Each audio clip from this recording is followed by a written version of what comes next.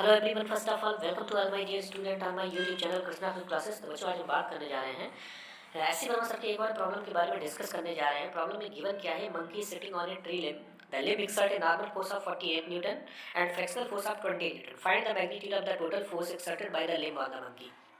अब इस पूरे प्रॉब्लम में देखिए, आपके दो तरीके के फोर्स गिवन है, एक नॉर्मल फोर्स गिवन है और दूसरा फ्रिक्शनल फोर्स गिवन है।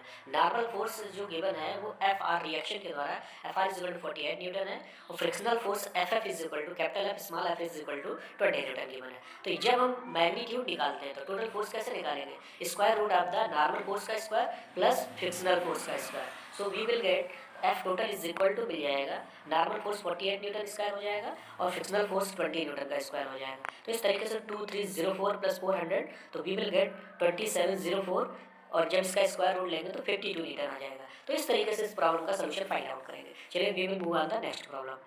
बच्चों, इस प्रॉब्लम में गिवन क्या है, the geostationary orbit of the earth is at distance of about 36,000 kilometre from the earth surface. Find the weight of a 120 kilogram equipment placed in a geostationary satellite. The radius of the earth is 6400 kilometre. अब पूरी problem में आप देखिएगा कि geostationary satellite of A earth is a distance of 36,000 kilometre.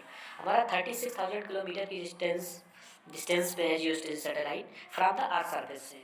अब पूरी problem में जब भी हम वेट का फार्मूला लिखते हैं तो आप देखते हैं कि W इज इक्वल टू क्या होगा, F is equal to G M M upon R square होता है। तो W इज इक्वल टू क्या हो जाएगा, G M M upon R square. अब इस केस में आपको G की वैल्यू मालूम है 6.674 इंटू 10⁻11 न्यूटन मीटर स्क्वायर पर kilogram square. Mass of the earth given है 5.9 into 10⁻27 kilogram. Mass of the equipment 120 kg है। आर रेडियस गिवन है, तो टोटल रेडियस निकालेंगे तो अर्थ की रेडियस में जियोस्टेशनरी सैटेलाइट की रेडियस को ऐड कर देंगे तो इस तरीके से हमें 400 किलोमीटर मिल जाएगी। और ये सब वैल्यू हम W इज इक्वल टू जी की वैल्यू 6.674 इंटू 10⁻11, इसी तरीके से M की वैल्यू 5.97 इंटू 10⁻24 होता है। इसकी वैल्यू मास की 120 है अपान 4.24 इंटू 10⁻7 का स्क्वायर, ये रेडियस की वैल्यू है। इस तरीके से इसको सॉल्व कर देंगे तो हमारा जो सोल्यूशन मिलेगा वो 26.6 न्यूटन का मिल जाएगा। We can say 27 newton. तो this is the solution of the problem. इस तरीके से सोल्यूशन इसका फाइंड आउट करेंगे। Thank you to all.